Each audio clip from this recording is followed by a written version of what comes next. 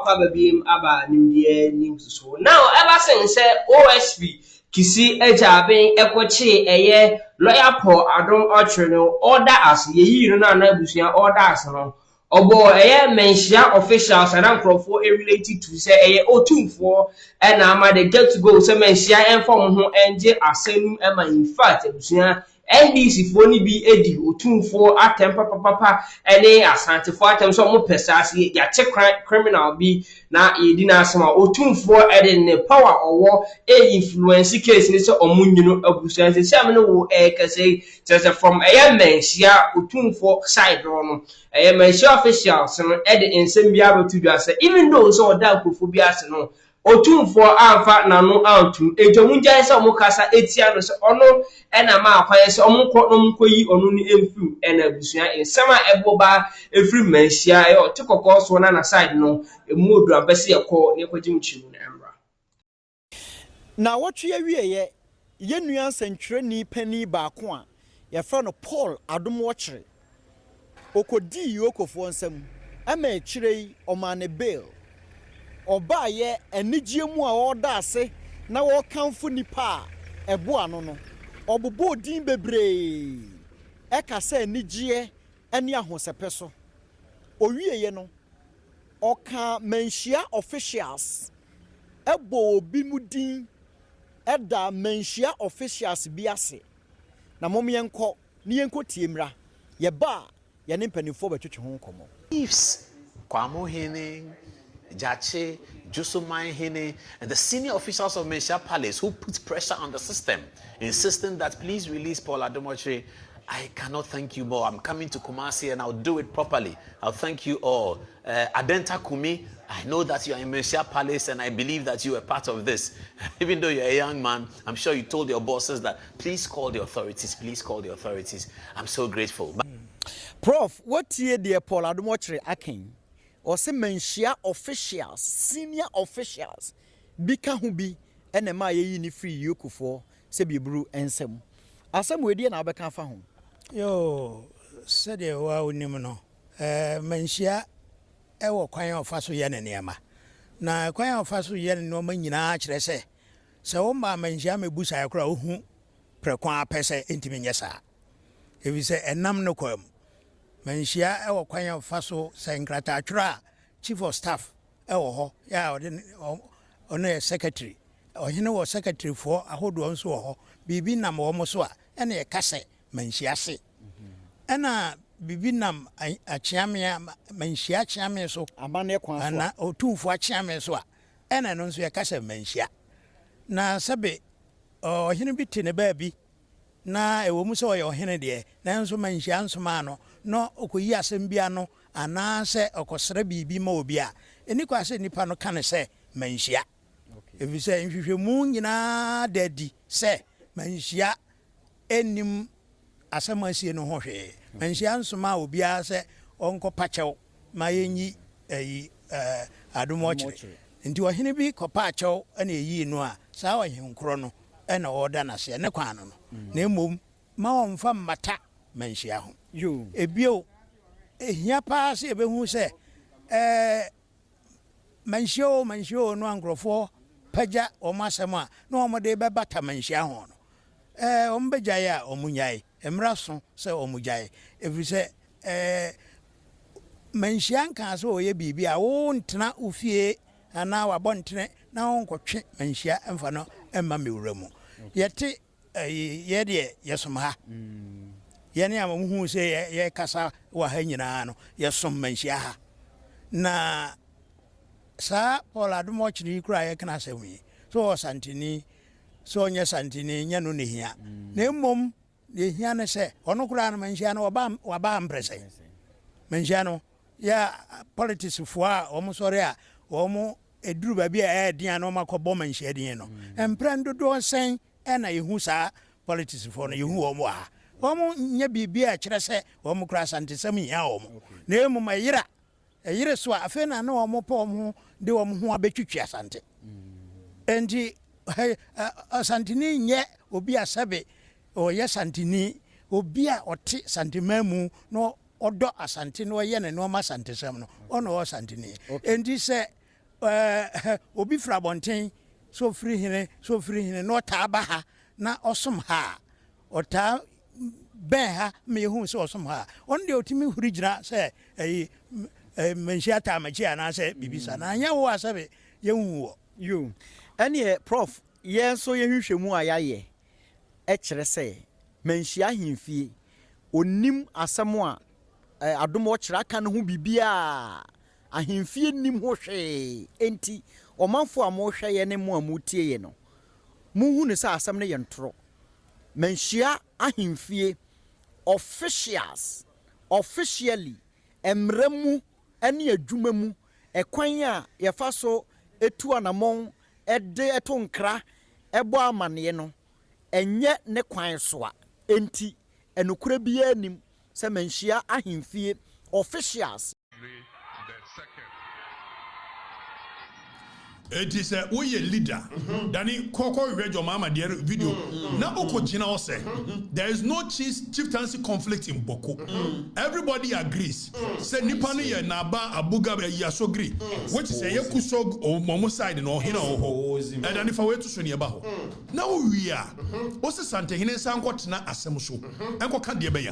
Your mama miss where you crocodile the job. Where you Kohabraha. Na de ode ya Santemai no e bia no ye kusase fo na Santemai youth mu hunu de wa ya so pesante hina se ne e invite Santehine no oba ne ade no asa suma nkola no ko di atam e bia no ode ye kusase fo if so no akogina ho e wa bra na nim so ye potential leader of our nation ana akogina wo say there is no chieftaincy conflict in Bawku na e ye kusase fo no ne ho ye omodia wasi sudua wasi Santehine sanko ka ne e is Santehine ko no ko making ruling na so ka se kusasi fo na mpaye omodia na nkrofo no manpolisi fo na ga so ne one jo mama na ahye ko so okono okodana no se ne manpolisi fo na ahini ani omodia na manpolisi fo ne so ayi kusasi fo ne se jo mama ka different it will set Santehine up afeda ne yentie jo mama se all accuse say chede kan you say MPP fo ave yentie dan yentie.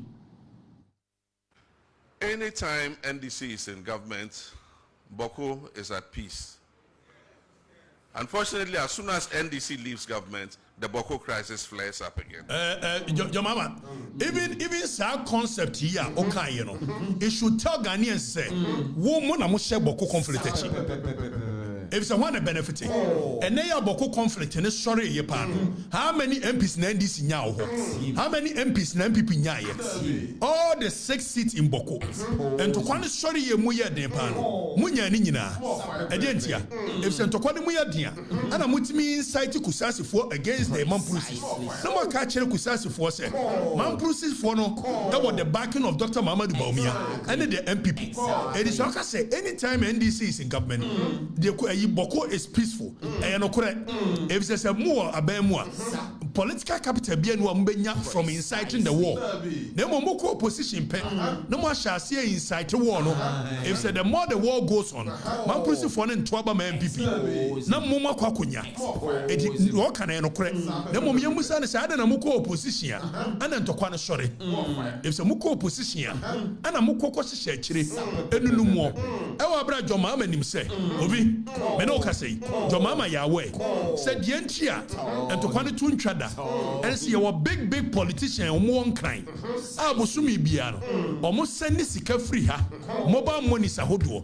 If say AK-47, M16, no boarding, one neto politicians to Chroma say, our Mufri Bawku, our Mufri Bawku, Wamushada Sandisika, Aya de Koma, ye party secretary, and so a woman de Kofande war.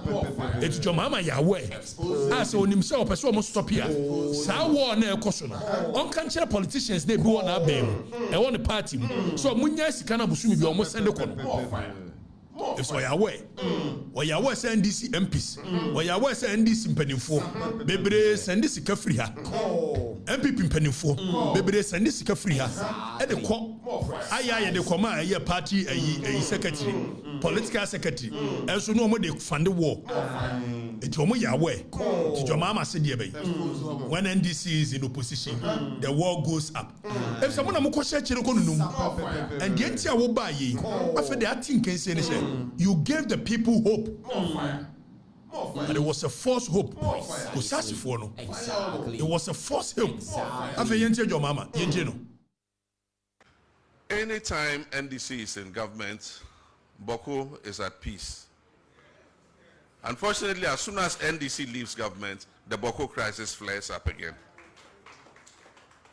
And let nobody say it's a fight between ethnic groups. There is politics behind it.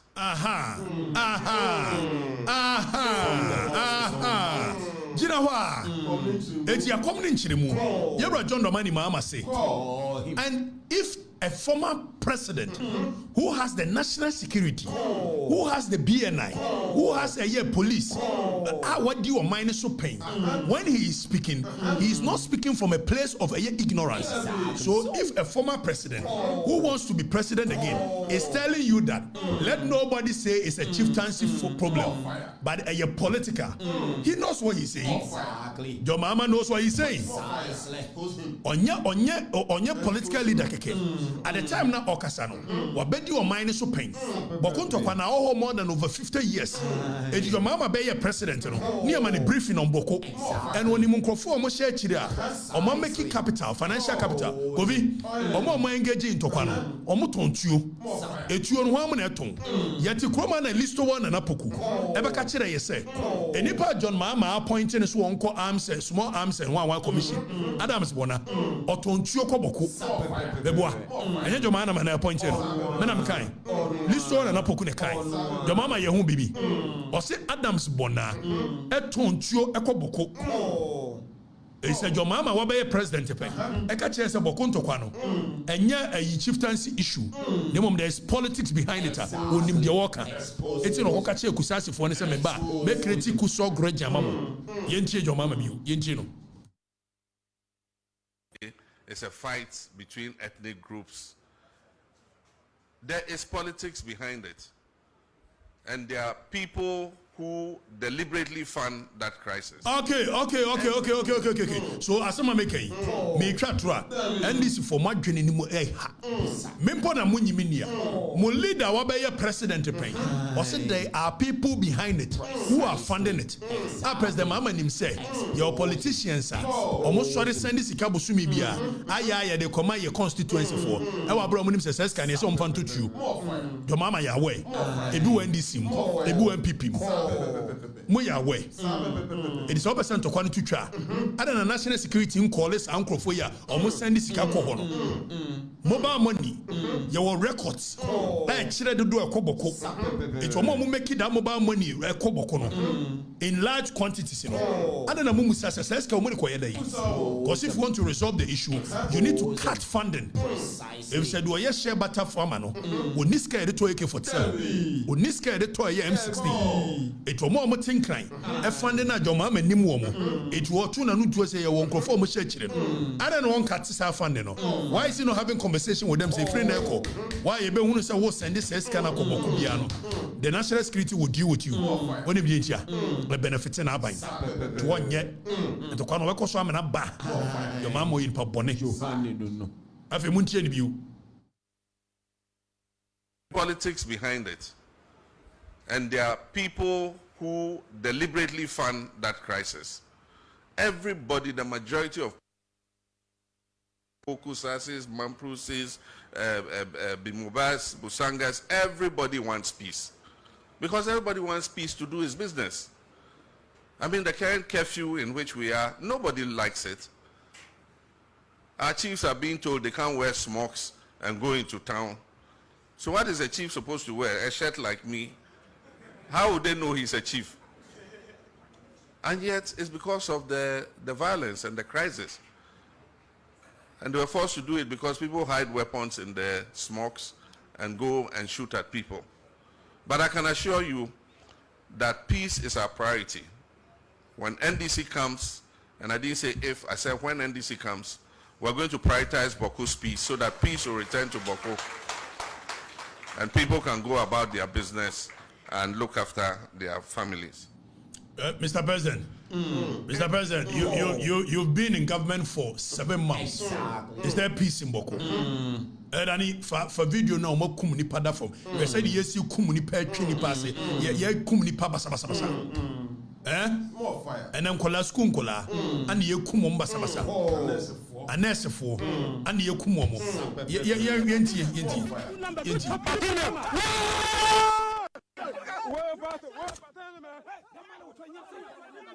Bawku no. Play politics with this nonsense anymore. Because it benefits you guys. And then this in a benefit for every Bawku and to come. And to when hit here, election. And yeah, this in a winning seat of winning. When there is peace, exactly. How are Yakubu at time? What shall I tell you? Where am I? I don't think Mama Ayarga. She said, Mama Ayarga, you cannot decide, say, obey neutral. You need to take a stance.